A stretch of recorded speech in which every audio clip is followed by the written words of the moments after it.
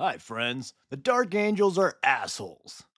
But that's kind of what makes them cool. Of all the legions, the Dark Angels are perhaps the deadliest and the scariest. Their goal is almost always absolute annihilation, and they have a whole lot of fun toys to achieve this end. So, if you think a secretive order of knights who just really love war crimes and fun times, those fun times often being more war crimes, then stay tuned and learn all about the Dark Angels.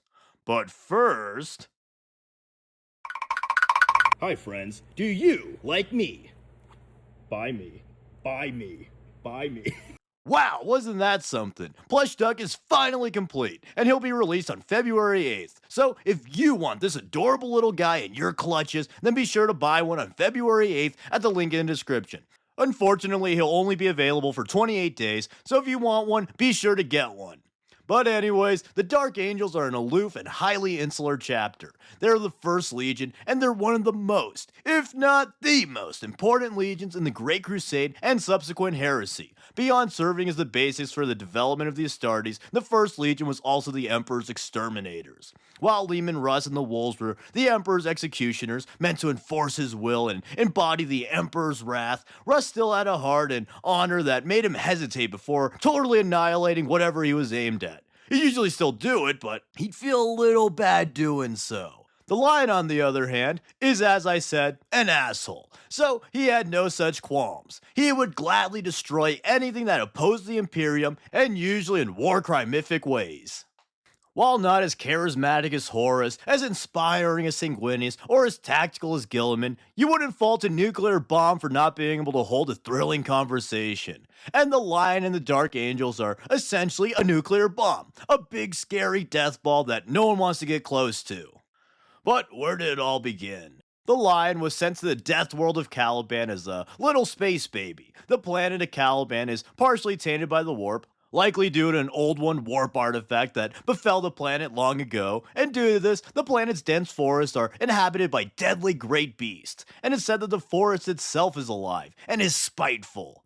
Now, it's not quite Catachan levels of evil-ass forest, but Caliban was still pretty bad. Before being reunited with the rest of humanity, the people of Caliban lived feudally, and to combat the great beast, there were knightly orders that waged war against these foul creatures. Despite sounding super medieval, these guys were actually cool knights with power armor, bolter, and chain swords made up from STC fragments scattered throughout the world. So, before the Lion even landed on the world, they already had badass techno knights hunting monsters.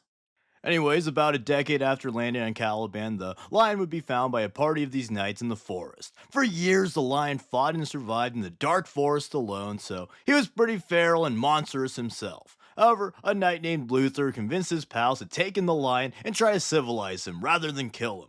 And this proved a great plan for them. Beyond the fact that the Lion probably would have just killed them in any other scenario, the Lion would end up growing to be the greatest of the knights, and with Luther by his side, he eventually slew all the great beasts and united the Knight Orders of Caliban. And when I say Luther by his side, I should really say Luther in his shadow, because during these crusades, the Lion was made leader and got all the glory. And then Luther found out firsthand why I think Primarchs suck in the 40k era. They're attention black holes who steal everyone's interest from otherwise super cool dudes.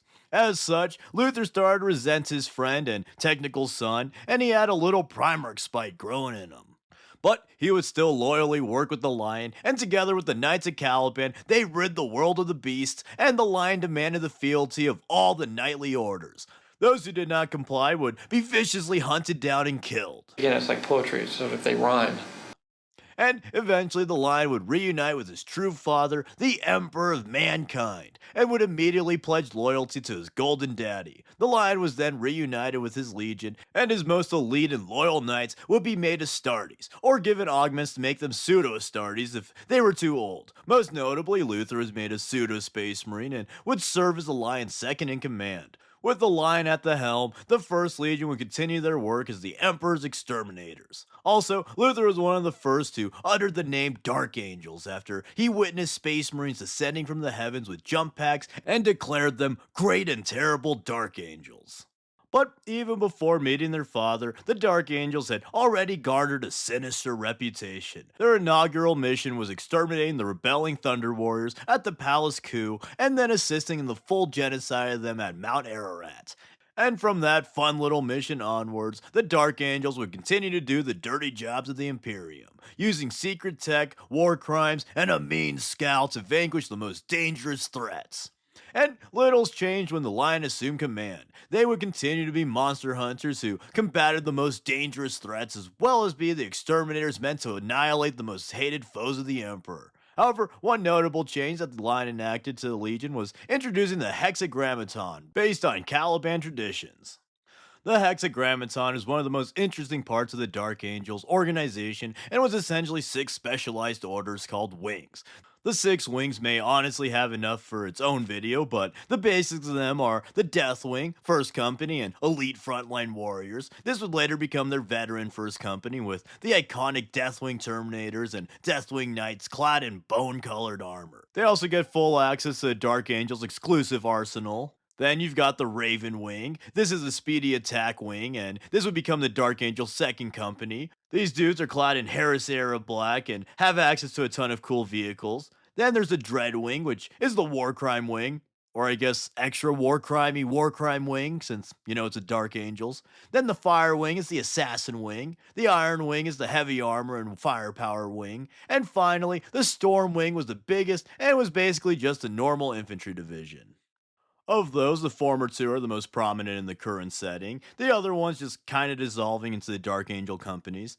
But anyways, back to the Great Crusade. The Dark Angels took on the most dire missions against the most vile foes. Most iconically, they fought the Ragdan. And to combat these vile foes, they used their exclusive arsenal of vile weapons. They had some evil-ass war crime guns, including but not limited to weapons that unraveled enemies on genetic level, radiation weapons, which would also technically unravel enemies at a genetic level, nano weapons, forbidden robots, and much more.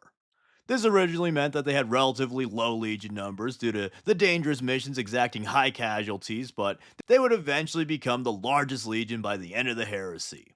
Which, speaking of, during the heresy, the bulk of the Dark Angels were far from Terra and unable to directly help for most of the conflict. But they did eventually form Imperium Secundus with Guilliman and Sanguinius when they thought that the Emperor was dead. But when they realized that there was still hope, they made a mad dash for Terra to destroy Horus. Dark Angel forces also went around destroying traitor homeworlds as a big F you to the traitor Primarchs. But in the end, the imminent threat of the Dark Angels and Ultramarine forces forced Horus to initiate his fateful duel with the Emperor and conclude the heresy. And so, after the heresy, the Lion discussed what to do with his brothers and helped in the scouring to cleanse Terra and other planets afflicted by the traitors. And while all this was going down, Luther was left on Caliban with a detachment of Dark Angels to guard the world.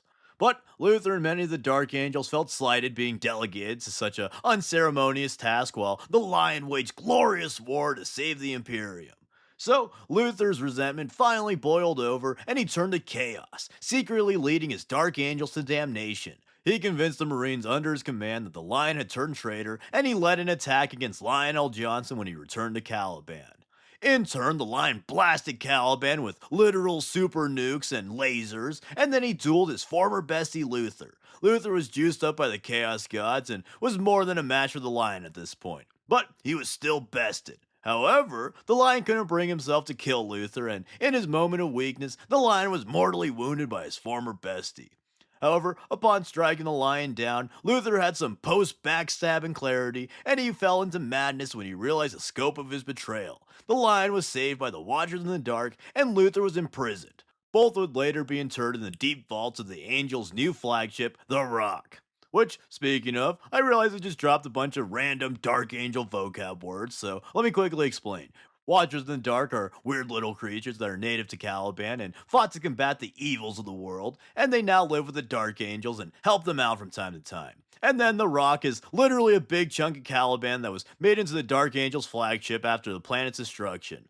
But back to said destruction of Caliban, after the battle concluded, Luther's madness and anguish was somehow so strong that it created a warp storm to manifest. This warp storm tore the weakened Caliban apart, and the surviving traitor Dark Angels fled into the warp and got scattered across space and time. these angels would become known as the Fallen. And they kind of all did their own thing. Some committed to the bid and fully joined Chaos, some created their own renegade pirate bands or took over worlds for themselves, and some believed themselves loyal to the Imperium and still try to help out whatever way they could. I also think that I read somewhere that some Fallen even think that they're the only true loyalists left and they're still fighting the Horus Heresy, but that one I don't have a source for, so take it with a grain of salt. But even if it wasn't outright stated, it would make sense with the time displacement thing and Luther's trickery. And also, this warp storm would later be clarified slash retcon to be the doing of Azrael trying to do some time travel crap to change history and fix a Dark Angel's pasts. Or, the Angel's dark past, I should say. Ooh. But anyways, after the destruction of their world, the Dark Angels, fatherless, homeless, and probably bitchless, were super worried that if word got out that like half of their ranks went traitor, then the post-heresy Imperium, who was super paranoid of chaos, taint, and treachery, would hunt them down despite them remaining loyal. Which, honestly, is kinda stupid considering all legions had part of their legion turn traitor. However, I guess the Dark Angels are kind of the most loyal and powerful legions at the time, so the fact that they turned traitor would kind of rattle the Imperium and so even more chaos. Also, allegedly, I don't know the source on this one since I wasn't in the hobby at the time and can't find a concrete source, but apparently the Dark Angels were originally the only loyalist legion to have Marines turn traitor. If that was the case, the Fallen nonsense would make a lot more sense to me, but as is, I just kind of think the Fallen hunting aspect of their lore is pretty stupid. Like, I really hate their lore of abandoning battles to chase rumors of the Fallen. I don't know, I think that's kind of dumb. Also, though, it is important to mention that the Dark Angels don't exclusively or even primarily fight the Fallen. Like, over 95% of their battles are against the regular enemies of the Imperium. They just tend to prioritize Fallen hunting over all else.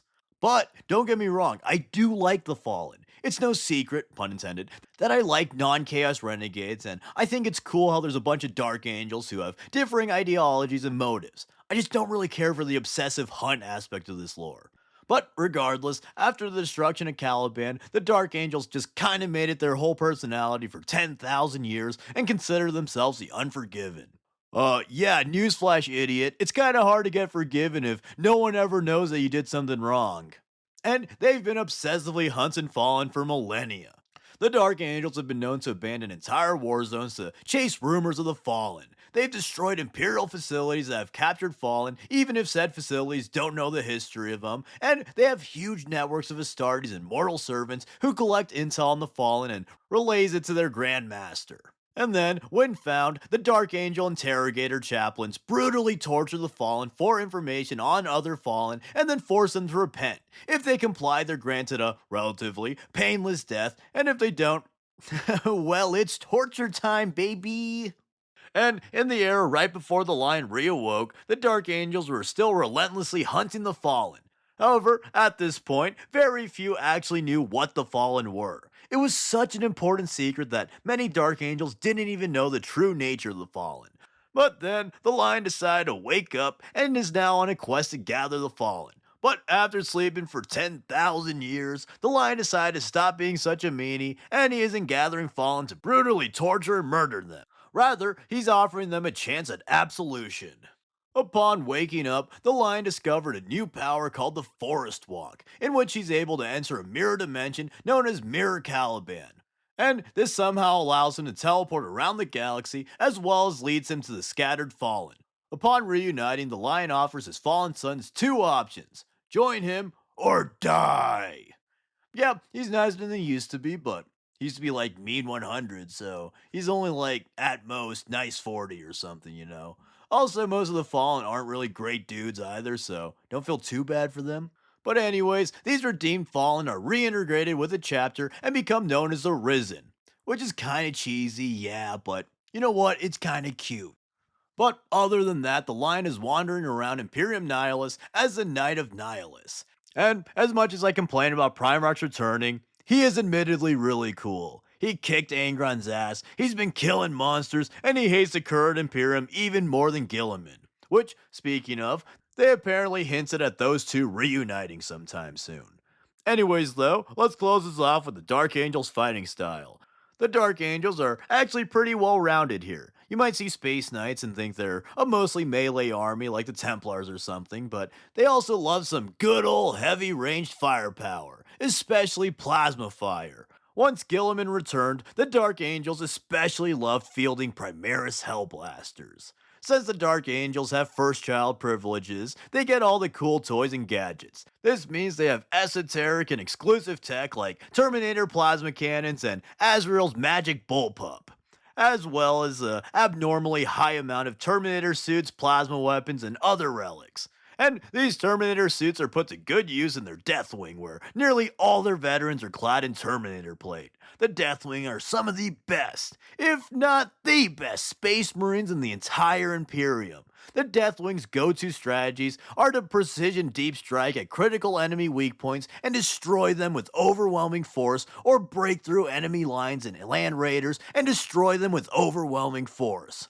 And for even more melee action, the most elite Deathwing are known as Deathwing Knights. These are the most devoted and skilled Dark Angels, and they're only deployed in the most important missions where total annihilation is necessary. They're melee monsters who destroy everything in their path. They're also incredibly hard to deal with on tabletop. These bastards are fucking evil. Their durability alone feels like a war crime. I know you're watching this, Midnight Ghoul. I'll get you and your evil little Deathwing Knights.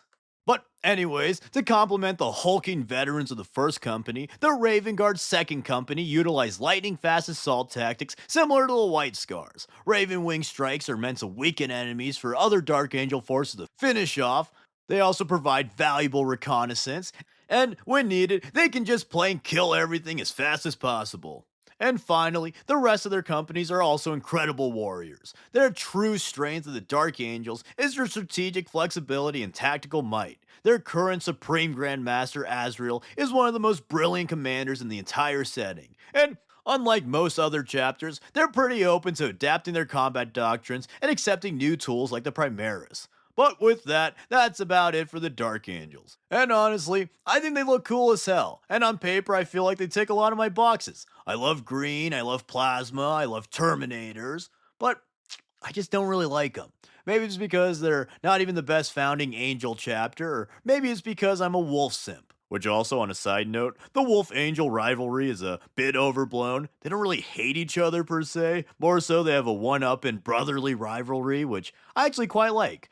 But whatever it is, I just never found the Dark Angels as cool as I'd wanted to. A big part of this was that I just really didn't like the Fallen Hunting lore, so I'm glad they are kind of taking a new direction with that. Oh, also, hot take, but I hate the Deathwing scheme. Straight up, I think it looks bad and dumb. I would like the Dark Angels like 50 times more if the Deathwing were either their dark green or heresy black. But no, they just had to pick the stained porcelain aesthetic. Yeah, boys, the dirty toilet look is really in vogue right now. I just think they kind of look naked and ugly. The Deathwing Knights at least have the heraldry and drip to contrast the white in a cool way, and I get that it's an inverse of their normal scheme, but that doesn't make it look anything less like a toilet from Resident Evil or something. But let me know what you think of the Dark Angels in the comments below. I'll definitely cover the Lion in the future, as well as some other cool Dark Angel characters like Azrael, Belial, Mr. Warcrime Asmodai, or Cypher in the future, but for now, I hope I satisfied the Horde's Dark Angel fix.